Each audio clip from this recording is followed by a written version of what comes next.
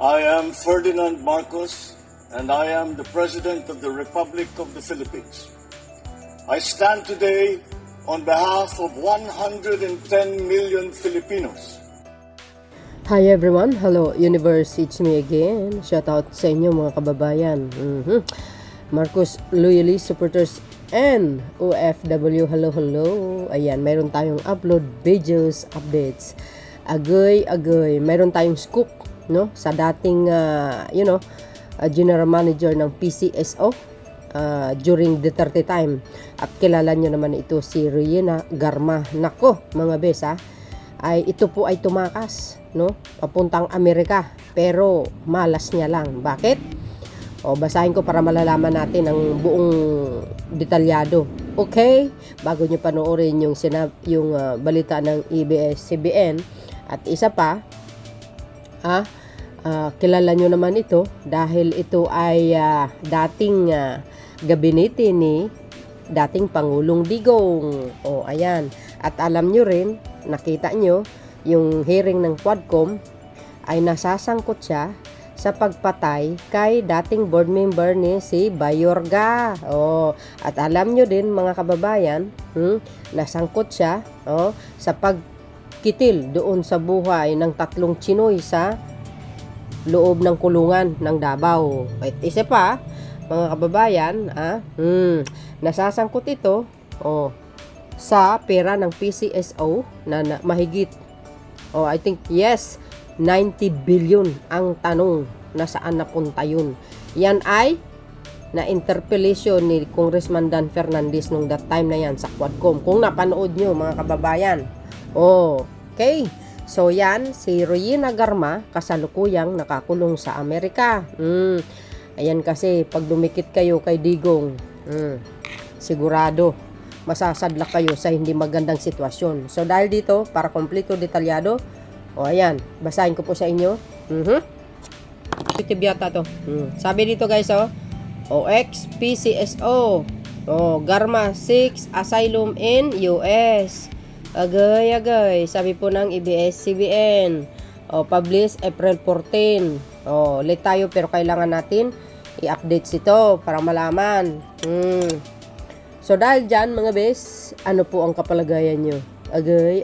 Bakit kaya na-cancel? Ito. Dito mga kababayan, former Philippine Charities website Office General Manager and retired Police Colonel Rowena Garma has applied for asylum in the United States, her lawyer said Monday. Agay. Tuloy. Sabi pa dito guys, Attorney Hermelito Kilang said Garma asylum request was supposed to be heard last April 2 but it did not push through. Agay. What happened? I'm not privy to the things happening there in asylum. What I know is that asylum was set for the initial hearing on April 2 but it was cancelled and there is no sitting yet, Kilang said. Yung Kilang guys, abogado niya yata yan, no? So, sa tingin nyo kaya, bakit na-cancelled? Supposed to be April 2. Ang akala ko madali lang magkuha ng asylum. Proseso pa rin pala talaga, no? Agay. Bakit kaya? No? Na-cancel dito mga bis. Anong dahilan? Diretso natin. Sabi dito guys, Kilang was the Department of Justice for the preliminary investigation for complaints filed against his client by the National Bureau Investigation and the Philippines National Police for the death of former PCSO Board Secretary Wesley Barayoga. Agay. Do you think mga kababayan kung bakit na-cancel ang kanyang pag-apply ng asylum? May konektado dito? Ay, akala nyo kasi talaga naman So I think, correct me if I'm wrong So, ang palagay ko mga kababayan, ang pagkuha niya ng asylum sa Amerika, baka naman nagtatanong ang US government tungkol dito kay Garma kung yung background niya kung ano ba yung pagkatao niya, malinis ba o hindi ba nasasangkot sa anumang mga masamang gawain. Siyempre, 'di ba? Parang ganoon ang dating. Siyempre, magtatanong sila sa Philippines government, ito bang si Garma may ano ito, may kaso ba ito? Siyempre, ang gobyerno ng Pilipinas sasabihin doon na ganito, sangkot siya sa ganyan, sa pagkitil ng ganito, ganon. 'Di ba? So I think isa rin siguro sa dahilan yan. Correct me if I'm wrong. O, 'di ba? O, ang akala nyo ha, ibahin nyo ang Marcos administration, hindi talaga ikaw makawala. O, 'di ba? So ibig sabihin yung abogado niya, umattend sa preliminary investigation tungkol dito sa pagkitil sa dating PCSO board member na si Barayuga. Dahil alam po rin natin mga kababayan, si Garma ang itinuturong nag-utos para kitilin siya. Not only that, not only that. Nung nagkaroon ng Quadcom hearing, kung napanood nyo yung whole hearing na 7 hours, I think 8 hours, 12 hours ba yun? Na itanong po sa kanya ni Congressman Dan Fernandez tungkol doon po sa nawawalang pera ng PCSO na umabot ng 90 billion pesos. Ang tanong, nasaan napunta yun? So, ibig sabihin natin pala, mga kababayan, after the Quadcom hearing, nagkaroon pala siya ng pagdinig, no, diyan sa sa DOJ. Ito nga, 'di ba? Justice for the Preliminary Investigation. So ibig sabihin, pag yung preliminary investigation na yan, siyempre masasangkot lahat. Kumbaga, maibubunyag lahat, ganito, pati yung nawalang perang 90 billion ng PCSO, 'di ba, mababanggit yan? Correct me if I'm wrong. And pangatlo, mga kababayan, ang isa sa kinasasangkutan din ni Garma, yung 3 Chinoy na namatay sa loob ng kulungan dyan sa Davao. Siniwalat din yan ni yung dalawang mga kababayan, yung dalawang bilanggo na nagtestigo din sa Quadcom, at isa pa yung si Warden Padilla na itinuro si Garma, na si Garma may nagutos din sa kanya. Di ba? So do you think there's a connection din kung bakit na-cancel ang asylum niya dito sa mga kaso niya dito sa Pilipinas? Posible, 'di ba? Posible. Correct me if I'm wrong. So, hindi lang 'yan. Yung time pa naging mayor si Digong, alam po natin malaki ang tiwala ni Digong dito kay Garma, na napabalita din natin na ex-girlfriend niya ito. Si Garma na ito. 'Di ba? Ang dami, guys. Ang dami itong kinasasangkutan si Garma. So, for sure ito, no? Dahil nakakulong siya sa Amerika, baka tuluyan na hindi siya bibigyan ng asylum at pauwiin dito sa Pilipinas. Palagay ko ikukulong siya dito, mga kababayan. So tuloy, ang basahin natin tuloy para malaman natin kung ano pa talaga ang magiging dahilan kung bakit na-cancel ang kanyang asylum. So ayan, Kilang said Garma would file her counter affidavit before the DOJ on May 2. Kagay. Magka-counter talaga. Malinis. Of course, our defense there is she does not have any participation. OM goes. Talaga lang. Ganyan naman talaga ang mga abogado, 'di ba, mga kababayan? Pag client mo talaga magaling magbayad, siyempre malaki ang bayad mo. Natural, kahit sabi mo nasasangkot yan sa mga illegal na gawain, sa pagkitil ng buhay ng isang tao, sasabihin mo, no participation, malinis. Ganon. Samantalang malinaw na malinaw yung ebidensya sa Quadcom, na loko na. 'Di ba? Ganyan naman talaga mga abogado. At nasasangkot, sasabihin pang walang kasalanan. Agoy. Garma arrived in the United States on November 7, 2024 following her accusation that former President Rodrigo Duterte asked for help in the nationwide implementation of the anti-drug campaign in Davao City. Sabi ko sa inyo 'di ba? Siya ang pinagkatiwalaan ni Digong, at for sure maraming alam 'yan. 'Di ba? Nag-iyak-iyak siya diyan sa Quadcom dahil sinabi niya ang katotohanan. Siya na mismo isa sa mga ebidensya laban kay Digong. For sure gagamitin ng ICC 'yan, yung mga binunyag ni Garma. 'Di ba? Ayan, tuloy. Garma is currently held by US authorities for lack of valid visa according to Kilang. Ay, nako. See, guys? Kabubo naman ito. Biro mo, pupunta ka dyan, na wala kang valid visa. Ay, luko-luko ka. mahigpit ang bansa na yan. Ang tanong, mga kababayan, bakit nakalusot? Agay. That is a question. Yes, wala siyang valid visa when she flew to the United States, lawyer said. Ay, nako, naloko na mga beswa. Oh, BO pala to eh.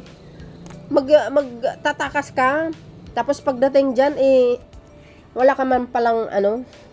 So, I think, yan po ang isa sa mga reason, di ba? Kung bakit na-cancelled ang kanyang asylum. Agay. O, ayan pa, oh.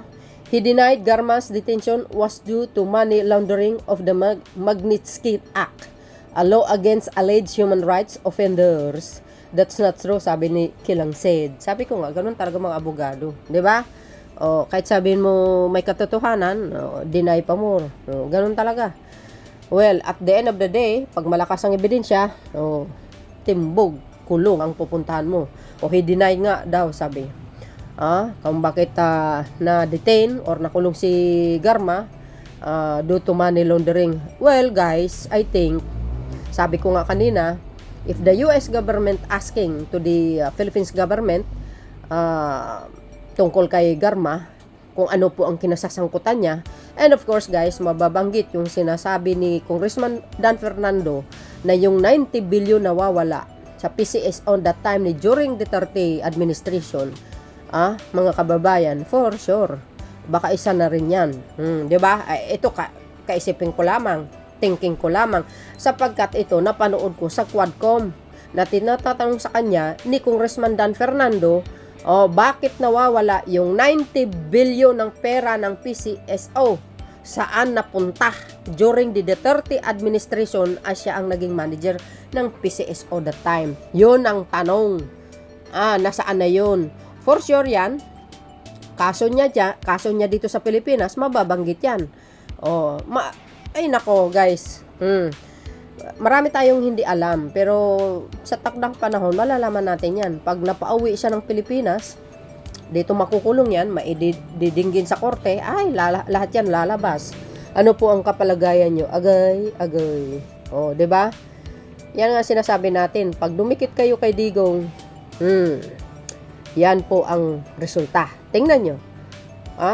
Hindi ba yun napapansin sa mga nangyayari? Yung lahat po ng malapit kay Digong, nasasadlak sa hindi magandang gawain. 'Di ba? Ngayon nasaan? Mayroong isang pulis, guys, sangkot sa pagkitil sa isang minor de edad. Nabasa ko 'yun. Nandiyan, nakasave yan. Ngayon nakakulong, na-convict, guys. Biro nyo? Yan ang imahe ng PNP that time. Hindi naman lahat, of course, mga pili-pili lang.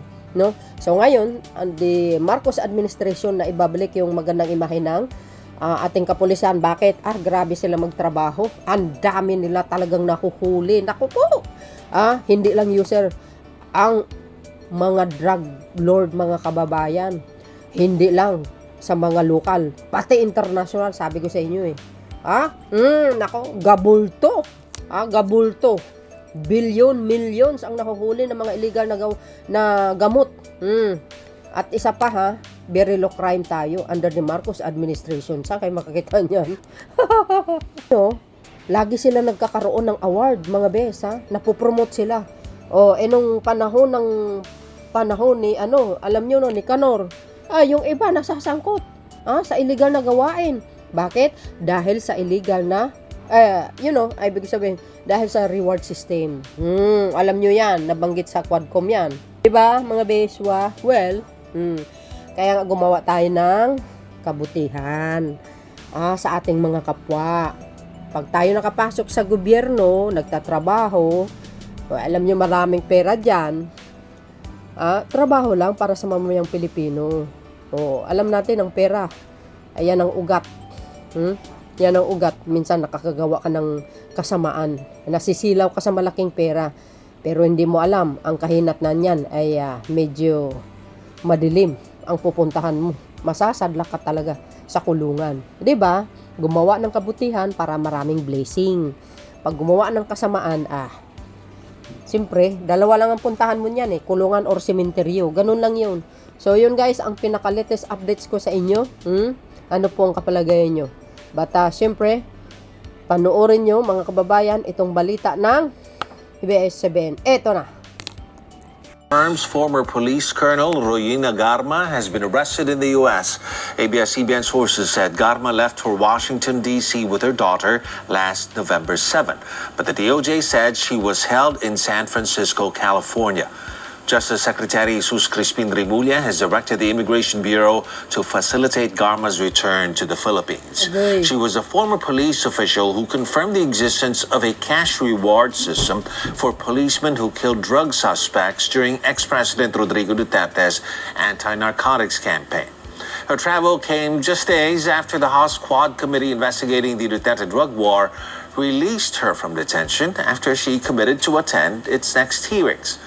The lead co-chair of the House Quad Committee says they had advised Garma to attend future hearings if she is ever needed.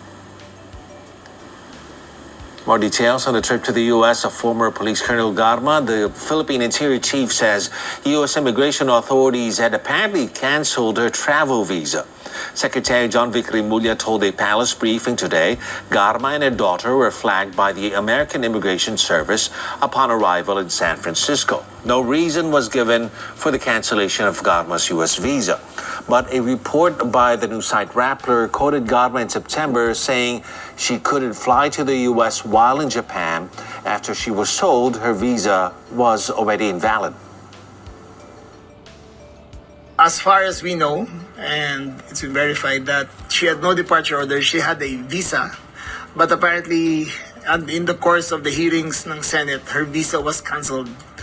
So, nagbaka sakali yata siya na pumunta ron, dumating siya sa Amerika. Ang US Immigration INS, ang US INS, ang nag-flag sa kanya. Oh, narinig nyo yun mga bes? Sabi sa inyo ha? Huwag kayo nang dumikit sa mga Duterte. Masasayang ang buhay nyo. Yan, tuloy. Dati-rati, ang galing-galing nyo. Nasa pwesto si Kanor. Ngayon, inanin nyo yung mga kasamaan na pinagagawa nyo sa kapwa nyo Pilipino. Ngayon, nga, pati yung boss nyo nakulong sa ICC. Di ba? Kaya nga, mga kababayan, kayo, tatanungin ko kayo, pababalikin pa ba natin ang mga Duterte sa anumang posisyon? Siyempre hindi. Madala na tayo, oy. Even sa mga yung mga senador na tumatakbo ng PDP. Sa tingin nyo kaya, tatakbo sila para sa mamayang Pilipino? Nakikita nyo? Yung galaw nila doon sa sa rally nila. Ano ang bukang bibig? Ang pamahalaan. Anong bukang bibig? Si PBBM. Biro yun. Tapos, ibubuto nyo sila. Ano naman ang pakinabang ng taong bayan sa kanila kung ganyan din naman ang kanilang mga plataforma? Paninira sa pamahalaan. My goodness. Maghanap tayo ng tamang kandidato. Na hindi maging traidor kay Pangulong Marcos Jr. Yung talagang nakakatulong na alam po natin. Diba? Tulad ng sinabi ko sa isang video ko. Piliin natin. Yung mga kandidato, kung kulang ang kandidato ng alyansa na ayon sa napili nyo, maglagay kayo ng kandidato na alam po natin na ibubuto for conviction ni Sara Duterte. Huwag kayong bubuto ng kandidato na for acquittal. Naku po. Kaya yung strategy niya, parang kinakausap niya yata mga ibang kandidato ng alyansa Para ang akala niya, siyempre pag nasa alyansa ka, malakas kasi ang hatak ni PBBM Akala niya siguro BO-BO ang mga Pilipino. For kinakuha niya ang isang kandidato ng alyansa, ibubuto pa rin ng Marcos Loyalist. Excuse me, hindi na Yan si Camel. Ay, naku, sorry. Talaga makadeterte yan yung bilyar. Since pa. Makadeterte yan. Kaya nga, sabi ko, si PBBM sadyang mabait No? Tapos tinetridor lang siya. Wow. Yung mismo kapatid niya nga dinadrag siya pababa So, dahil dyan, mga kababayan, pipili tayo ng kandidato na alam po natin na for conviction ni Sara Duterte. Hindi yung for acquittal na iupo natin, no? Kayo na pong bahala, mga kababayan, kung sinong gustong iupo. At pipiliin nyo yung tama, yung nakakatulong sa pamahalaan at para sa mamayang Pilipino. So yun guys, maraming salamat sa watching. See you again. On my next uploads video. Wala kayong kawala. Pag Marcos ang nakaupo, nga kayo. Babu!